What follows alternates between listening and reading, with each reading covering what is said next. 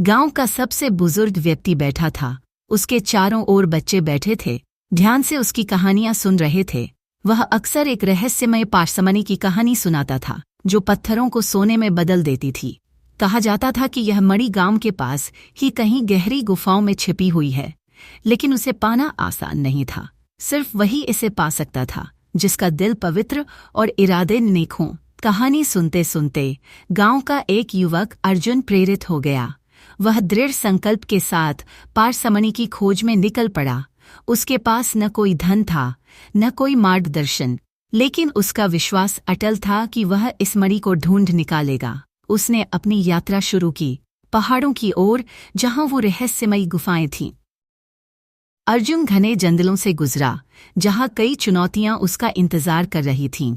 उसे हिंसक जानवरों का सामना करना पड़ा, भटकने का डर था, लेकिन उसका हौसला कमजोर नहीं हुआ। रास्ते में उसे एक घायल हिरण मिला, जिसे देखकर अर्जुन ने उसकी मदद की। यह उसकी पहली परीक्षा थी, और उसने इसे पार कर लिया। जंगल पार करने के बाद अर्जुन आखिरकार उस गुफा तक पहुंचा, जहां पारसमणि छिपी थी। गुफा के अंदर घना अंधकार था, और कई रहस्यमयी आवाजें सुनाई देती थीं। अर्जुन ने बिना डरे गुफा के अंदर प्रवेश किया। अचानक उसके सामने एक विशाल पत्थर का द्वार खुला। अंदर एक चमकदार रोशनी दिखाई दी। यह पारसमणि की चमक थी, लेकिन उसे प्राप्त करने के लिए अर्जुन को अपनी अंतिम परीक्षा से गुजरना। गुफा के अंदर अर्जुन के सामने एक दर्पण प्रकट हुआ, जिसमें उसकी परछाई दिख रही थी।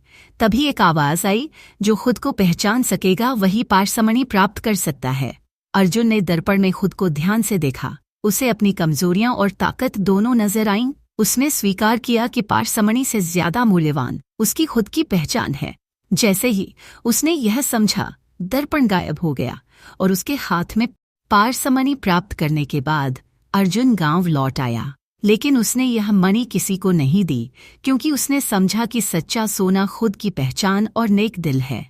गांव वालों ने उसे सम्मानित किया, लेकिन अर्जुन ने सभी से कहा, यह मणि केवल एक प्रतीक है, असली पारसमणि हमारे अंदर है। यह सुनकर सभी ने अर्जुन का स्वागत किया और उसके ज्ञान से प्रेरित हुए।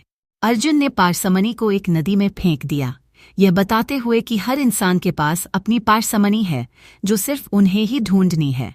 नदी में पारसमणि डूबते ही आसमान में एक अद्भुत प्रकाश फैला, और अर्जुन के चेहरे पर एक